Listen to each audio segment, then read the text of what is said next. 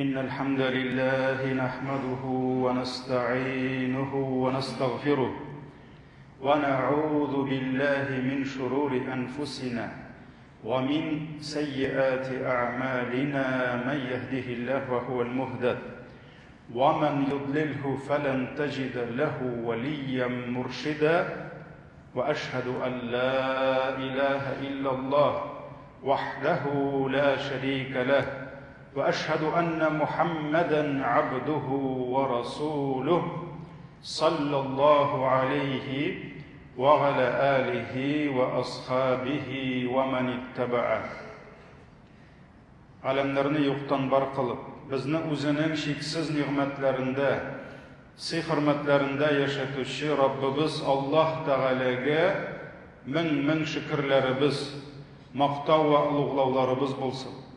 Jirlerge de köklerge de Allah'ının rahmeti bulup kilgen. Bizge Allah'ının rahmetin alıp kilgen.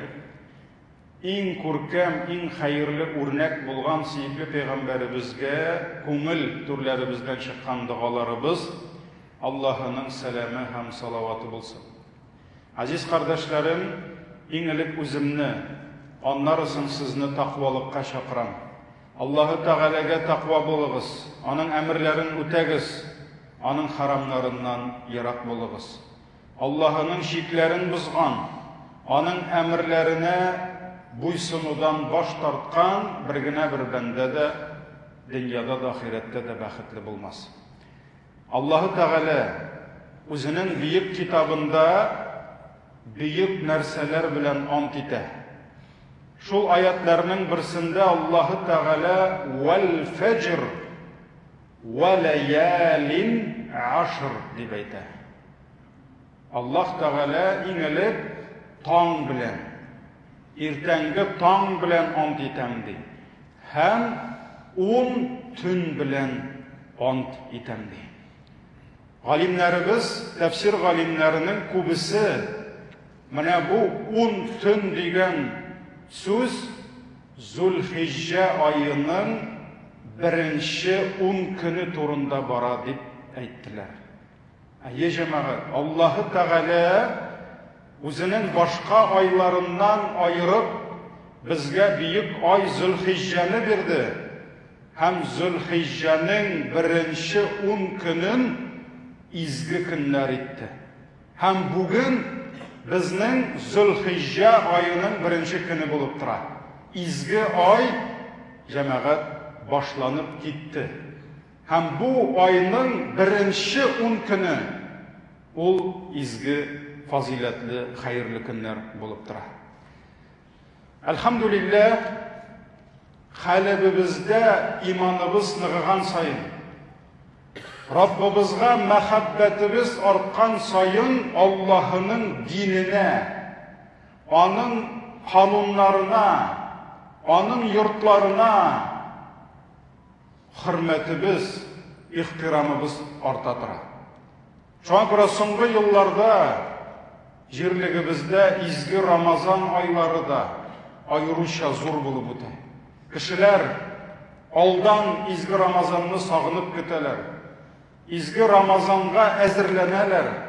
Elhamdülillah Ramazan ayı yüreklerimizge nıklap urnaşıp kile. Bu bizni bir çatlandıra. Lakin Ramazan'ını bilemiz kibik, Ramazan'ını zorlayız kibik. Ama Allah-u Teala'nın bizge naq şulay Ramazan'ını birgen kibik bulak itken uluk nimeti Zulhicce ayının birinci 10 günün ümmetinin kubisi bilmeydi, anlamaydı, hem tiyişli hürmet korsete de almayı kızganış. Biz Ali Zulhicce'nin derecesi üstünde, kişilerinin yüreklerinde şu Zulhicce'nin kıymetin arttırı üstünde bir kup işlerge tiyişli. Hem kızganış biz şu aydan, şu günlerden gafil bulup yaşayız. Karagız Ramazanda jumgaga qari bir günne min qarab turdim taravihda kishi ko'brak edi. Jumgaga qari ko'brak edi. Bu bit Ramazanның abroyun ko'rsata, darajasini ko'rsata. Az-Zulhijja oyi uni shikir keladi. Bilamiz unda o'rtada Qurban bor, Хаҗилар хаҗга китәләр, һәм шуның белән үтәдә китә.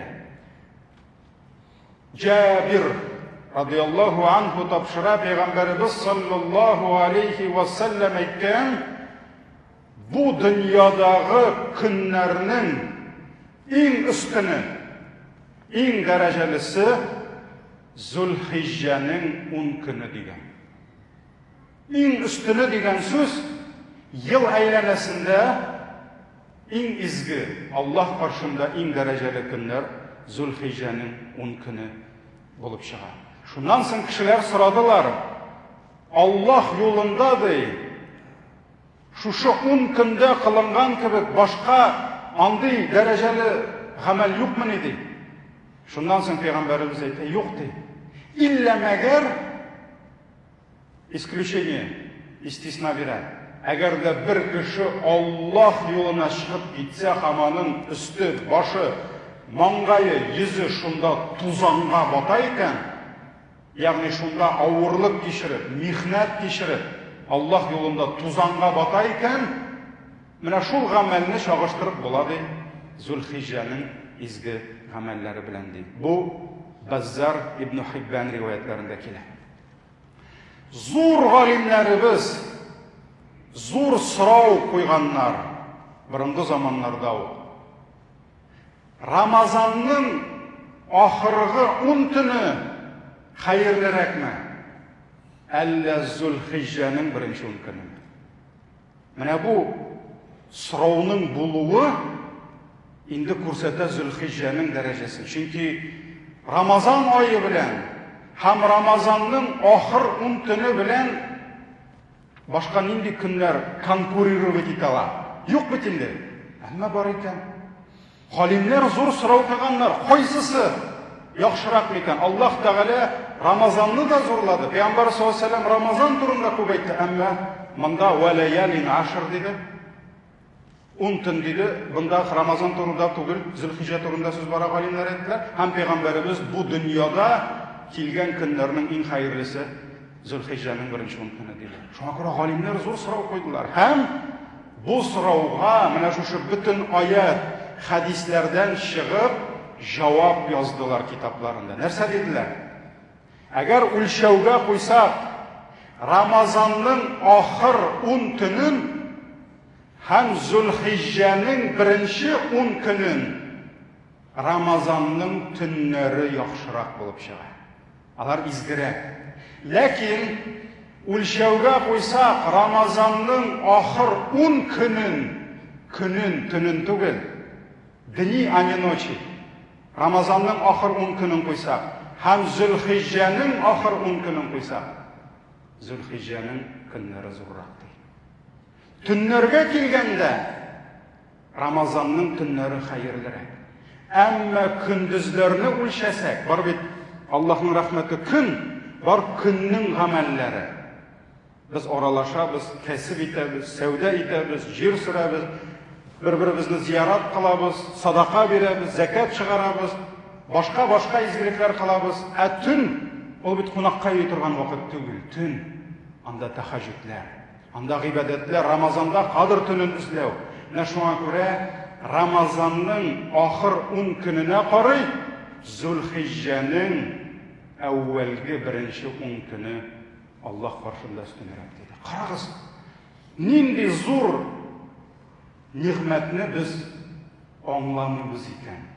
Һәм үткәреп сизмәдә җибәрәбез. Ә бүген 1-нче көн җәмәгать, димәк башланды. Һәм Аллаһның хикмәте бөтен ай турында әйтми Зулхиҗҗәнең 10 гына, Рамазанда 1 ай. Ә монда 10 гына көн. Ул тизрәк тә китеп бара. Менә шуңа күрә Аллаһ Тәгаләнең рәхмәтен эзләргә кирәк, бигрәк тә Рамазанның ахыр 10 төнендә, Зулхиҗҗәнең 1-нче 10 көнендә. Бу балыкчылар кебек.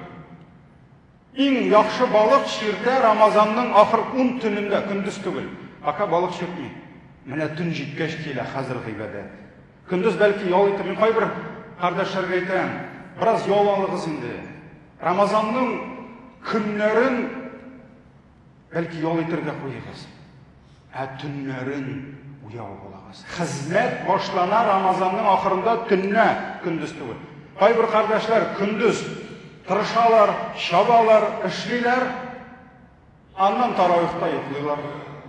Аннан кыямда кашан бетә инде бу дип күзләрен юалар.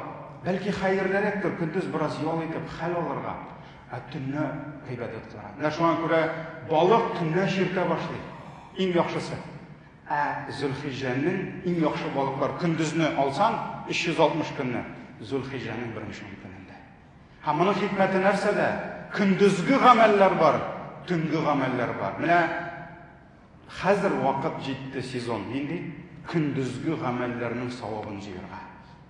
Савабын җыярга. Бер-беребезгә изгелек кылыпмы? Аллаһ юлында садака бирепме? Ураза тотыпмы? Чөнки Имам Ан-Навави әйтте, турыдан-туры хадисләр күбрәк гарафа турында килсә дә, Имам Ан-Навави әйтте, мустахаб булып тора, хәерле булып тора, Зулхиҗҗәнең беренче шушы 10 көннәрендә уразага булырга ди. Шуңа күрә әлхәмдүлилләһ, җәмәгать, Аллаһның безгә савап җыя торган көннәре килде. Икенче бер хадис Имам Бухарида килә. Пәйгамбәр саллаллаһу алейһи ва сәллям әйтте, Аллаһы Тәгаләгә ди, шушы көннәрдә кылынган изгелекләребездән дә сөеклерәк, Аллаһ күбрәк яраткан бүтән гамәл юк ди. Менә безнең шушы беренче 10 көндә кылган изгелекләребез Аллаһы Тәгалә аларны шул кадәр ярата, бүтән бер көндә дә бу кадәр безнең изгелекләр Аллаһка сөекле булмас ди. Димәк, кашан кылырга кирәк? Менә хәзер шушы вакытта кылырга кирәк. Шуннан соң сахабалар әйттеләр, хәтта Аллаһ юлында җихад кылуды да алайык түгелме ди. Пәйгамбәр саллаллаһу алейһи ва сәллям әйтте, әйе, бу көннәрдә кылынган изгелегебез Аллаһ юлында җихад кылудан да Аллаһка сөеклерәк ди. Иллә мәгәр бер исключение бар. Әгәр дә бер мөселман үзенең малын, чөнки җихад кылу өчен көч кенә җитми, батырлык кына җитми, акча кирәк.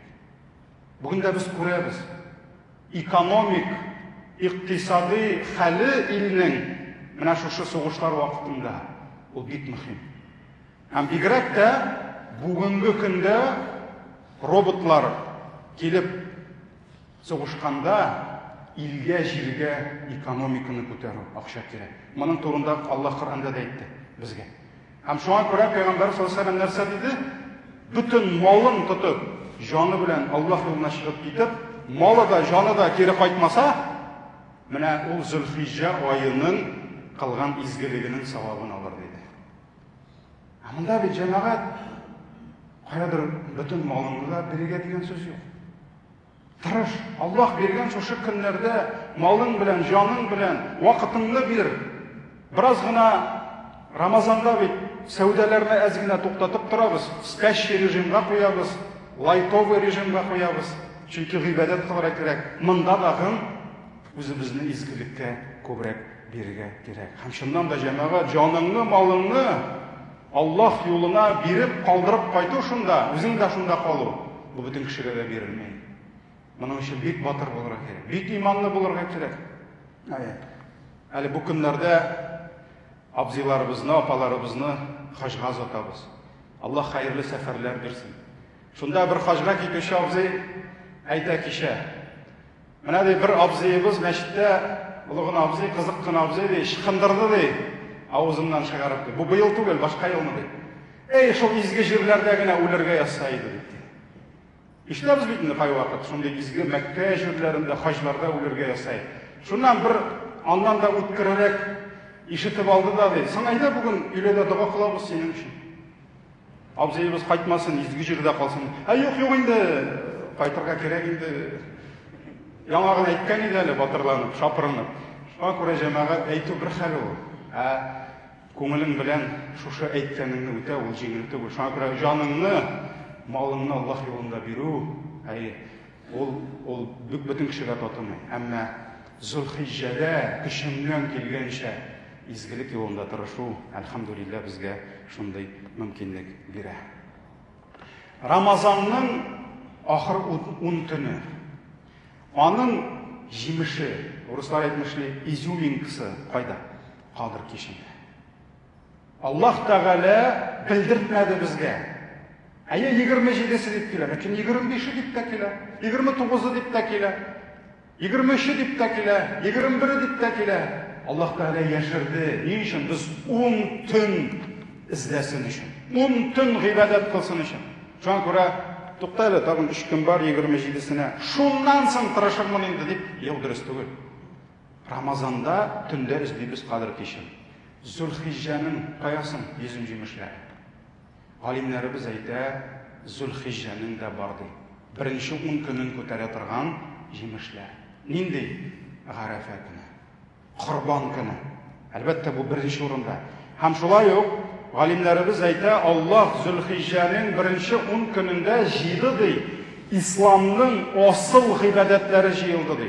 Исламның 5 нигезе асыл гыйбадәтләр. Иман, әлбәттә, имансыз булмый. Намаз, 5 намазыбызны укыйбыз. Әлхамдулилла Зулхиҗҗәдә. Ураза, чөнки Имам Нәвави әйтте, мустахаб булып тора, шушы беренче 10 көндә уразада булып кем булдырыла, бигрәк тә Гарафа көнендә. Ансы турында хәзер әйтәм. Намаз бул, иман булды, намаз булды, Зулхиҗҗә, садака, закат, садака, хәерле булып тора, садака бирү. Бу көннәрдә хәерле.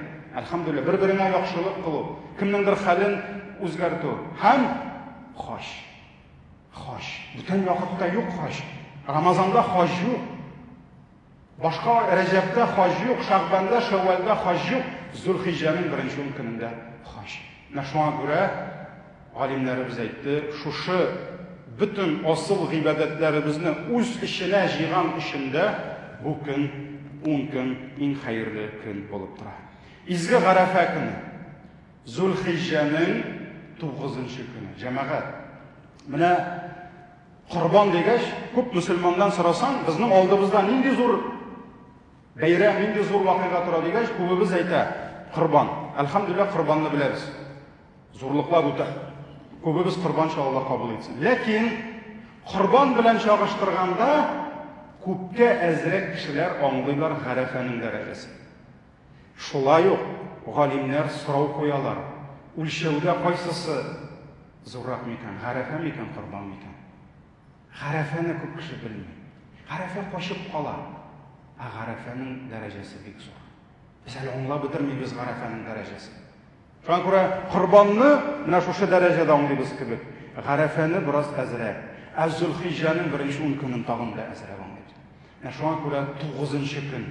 Быел ул 15-нче июньгә туры килә, шимбә көн. Киләсе атнаның шимбәсе. Иншалла Гарафа көне булыр дип көтәбез. Һәм безнең бүтән дөньядан җыелган хаҗиларыбыз Гарафа үзәнлегенә җыелачаклар. Һәм иртәдән алып кичкә кадәр дуа кылачаклар. Ничә миллион кул күтәреләчәк.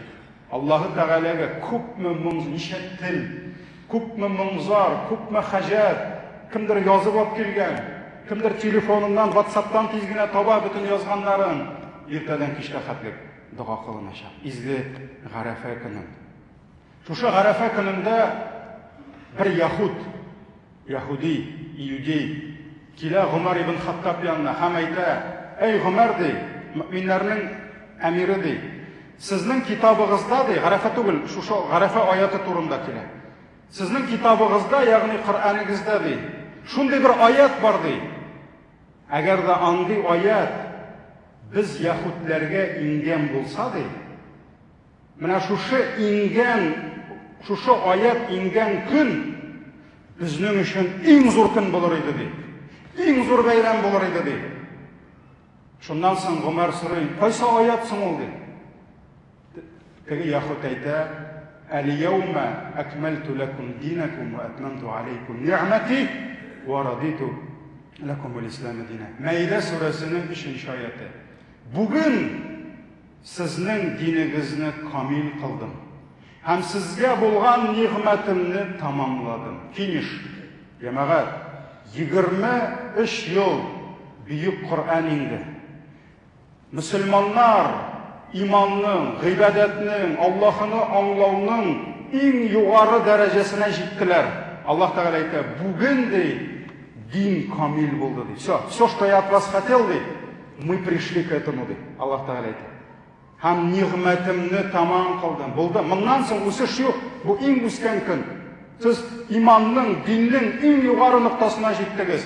Варадиту. Һәм сездән шушы дин буларак разый булдым ди. Все, я доволен вами. Аллаһ Тәгалә. Яхут әйтә, әгәр дә безгә шундый аят килгән булса, бу булды ди. Бу иң зур көн булыр иде. Һәм Умар ибн Хаттаб әйтә, бу көн ди, бу аят Гарафа көнендә инде ди. Гарафа көнендә инде ди бу аят. Һәм ул җомга көне иде ди. Һәм без изге Гарафада басып тора идек ди. Шушы аят ингәндә. Гарафа көнендә, изге Гарафада иде бу. Менә шуңа күрә җәмәгать, бу сахабаларның, пәйгамбәребезнең өммәте иманда, диндә, изгелектә, кешелектә булган бүтән әхлакый сыйфатларның иң югары ноктасына менеп җиткән көн бу Гарафа көне. Шуңа күрә бу көнне зурлау безнең йөрәгебездә булырга тиеш. Бу көнне изгелеге безнең йөрәгебездә булырга тиеш. Һәм әлхәмдүлилләһ, шушы көнне Аллаһы Тәгалә разый булган көнне иң күп кешеләрнең гөнаһлары кичерелә. Пәйгамбәр саллаллаһу алейһи ва сәллям әйтте, Аллаһы Тәгалә Гарафа көнендә кешеләрне җәһәннәм утыннан азат иткән кебек бүтән бер көнне дә азат итмәде. Иң күп кешеләр җәһәннәмнән котылалар кайсы көнне? Гарафа көнендә. Әлхәмдүлилләһ. Һәм ул көнне Аллаһ бәндәләренә үзенең рәхмәте, мәгъфираты белән шул кадәр якын булыр ди. Һәм аларның исемнәрен фәрештәләре каршында атап, фәлән улы фәлән, фәлән кызы фәлән дип атап горурланыр ди. Һәм әйтер ди Гарафага килгән кешеләргә, буларга нәрсә кирәк дип әйтер ди фәрештәләрне. Что я от меня хотят? Бирәм бөтенесендә.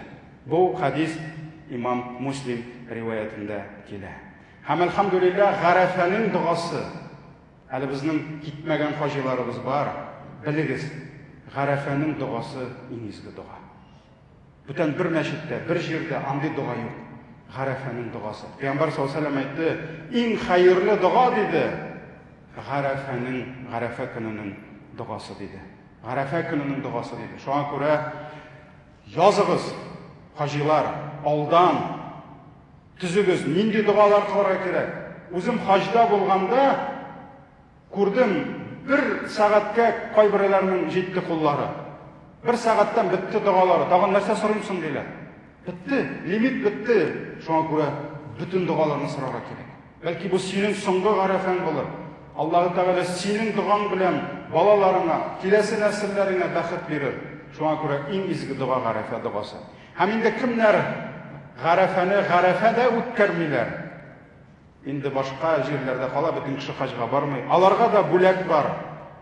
Пәйгамбәрбез саллаллаһу алейһи ва сәллям нәрсә диде? Гарафа көнендә тоткан ураза ди, мин өметләнәм ди, я надеюсь ди, 2 елның гөнаһасын сөртер ди. Үткән һәм киләчәк елның. Карагыз, Аллаһу акбар, бер көн ураза тотасың, Аллаһы Тәгалә 2 ел калган хаталарыңны үз рәхмәте белән кичерә. Шуңа күрә Гарафа ул трамвай. Ул трамвайга утырмасаң, аның башкасы килми. Ул поезд, аны үткәреп җибәрсәң, аны кире кайтарып булмый. Бу елның Гарафасы кулыңнан чыккан икән, киләсе елда тотсаң да, ул инде узган елныкын кайтармый. Менә шуңа күрә әзерләнегез. Әзерләнегез. Бабайлар, кемнәр сезне 15 көнгә ашка чакыралар? Инде мин ничә кешегә әйттем миңа чыккан кешеләргә. Ул көн Гарафа көне, мин көндез ашка бармыйм дип. Чөнки чакырасыз икән, вакыт булса, Корбан алдыннан чакырыгыз акшамга, ифтарга чакырыгыз дип әйтә. Һәм иншалла, үзебезнең мәчетебездә, Алтан мәчетендә дә день Арафа, это будет 9 Зульхиджа, 15 числа, суббота, иншалла, здесь будем делать ифтар.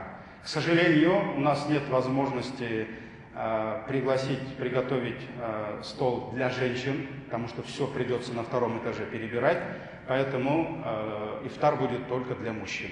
Шуңа күрә беренчесендә кемнең ифтарда катнашасы килә, ризык белән финансовый килегез, Аны инде бөтен кеше катнаша алмый, кемдер ала да куя. Һәм инде шулай ук, иншалла, астагы залда безнең бер 350 кешегә, 400 кешегә без табын әзерләячәкбез. 15 көнне килегез ифтарга, әйдәгез җәмәгать, Гарәфәнең дәрәҗәсен күтәрик. Аллаһның бөек көнен күтәрсәк, Аллаһ безне күтәрәчәк. Безнең кулларыбыз белән, безнең телләребез белән, безнең гамәлләребез белән күтәрсен Аллаһ Гарәфәне. Шушы җирлектә, шушы илдә, шушы шәһәрдә. Валлаһи җәмәгать, Аллаһ та безне күтәрәчәк. Әгәр дә аның көннәрен күтәрсәк. Кешеләргә аңлатыйк, кешеләргә сөйлик, туганнарга әйтик, бу көнне уразага кертик кешеләрне. Чөнки бу Гарәфә, аны кулдан чыкындырырга ярамый. Алла сакласын. Һәм инде 15-ннән соң, 9-ннан соң 10-сы килә. Яумун Нахр, Корбан көне. Корбан көне. Пәйгамбәрбез саллаллаһу алейхи ва саллям нәрсә диде? Иң хәерле көн ул Корбан көне диде. Корбан иң изге көн санала. Шуңа күрә бу көнне һәрберебез чистарынып, пакланып, юынып, тәһарәтләнеп киләбез мәчетләргә. Иншалла ул көнне безнең инде динья нәзарәтеннән гомуми әмер төште. Без ул әмергә каршы килә алмыйбыз. Һәрбер мәчет бөтен җирлектә бер вакытта була. Шуңа күрә безнең үзе намаз, вагаз башланасак сагат 3-тә, 16 числа, это будет воскресенье, во всех мечетях Казани утренний намаз начнется с проповедью в 3:00. 2:30 мы у себя в мечети начнем чтение Корана.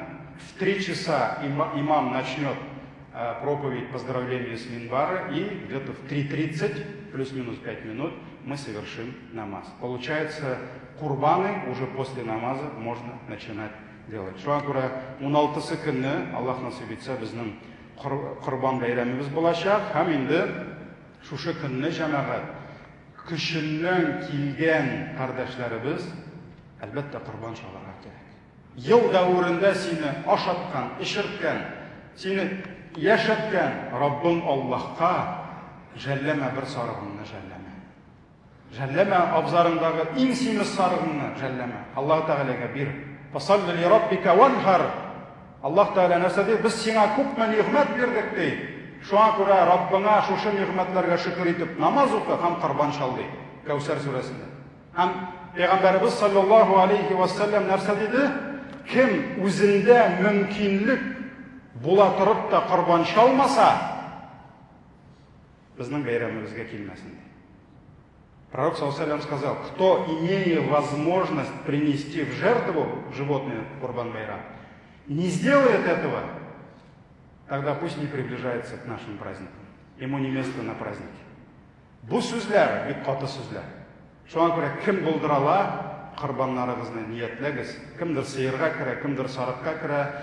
Безнең мәчеттә дә үзендә корбан чалу булмый, ләкин гаризалар, заявкалар кабул итәбез. Анда телефоннар бар, шалтыратып.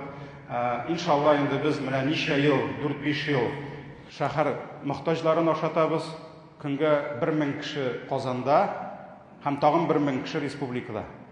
25 урында безнең точкалар бар, ашатабыз. Шуңа күрә бар кардәшләребез киләләр, сыер сатып алалар, әлхәмдүлилләh, һәм безгә китереп бүләк итәләр. Менә хәзер ясыйбыз, морозильниклар монда булачак, зур. Без аларны шунда җыячакбыз, катырабыз, бүләбез һәм көн саен шушы 1000 кешене ашатуда без аны кулланабыз. Әлхәмдүлилләh. Шуңа күрә сарыкларыгызны алып килегез, алып кемдер бөтенләй калдыра, безнең андый мөмкинлек булачак. Аллаһ Тәгалә кабул итсен. Һәм инде соңгысы шушы 16-сы көнне без Кремль астында, менә бу набережная Кремля дип әйтәбез, на набережной Кремля в 17:00. Это 16 числа воскресенье. Немножко время дали, чтобы курбаны сделали, снова приехали домой с детьми, с семьями. Всех приглашаем на наш праздник. Альхамдулилля, Рамазан фест прошел очень хорошо. 10 000 человек было. И поэтому Курбан Байрам года мы всех приглашаем. Набережная Кремля – это вот самое топовое место в Казани, красивое место. Иншаллах, там еще детский городок скоро откроют. Ну, к нам не успеют, но дальше будет очень большое пространство. Всех приглашаем 16 числа в 17:00. Общегородской праздник. Мы этого достойны. Хаминде кимнер, кто хочет участвовать в организации праздника, потому что каждый праздник это 2 раза в год. Мы принимаем на себя ношу с нашими партнерами, друзьями, расходы более 2 миллионов. Потому что сцены это деньги, артисты это деньги, все деньги. Более 2 миллионов стоит смета праздника, поэтому можете кто-то перечислить на счет, кто-то так дать. Участвуйте, жамағат, бәйрәмнәрне дә, ғарафаны күтәргән кебек бергә күтәрик. Аллаһ безгә ярдәм итсен.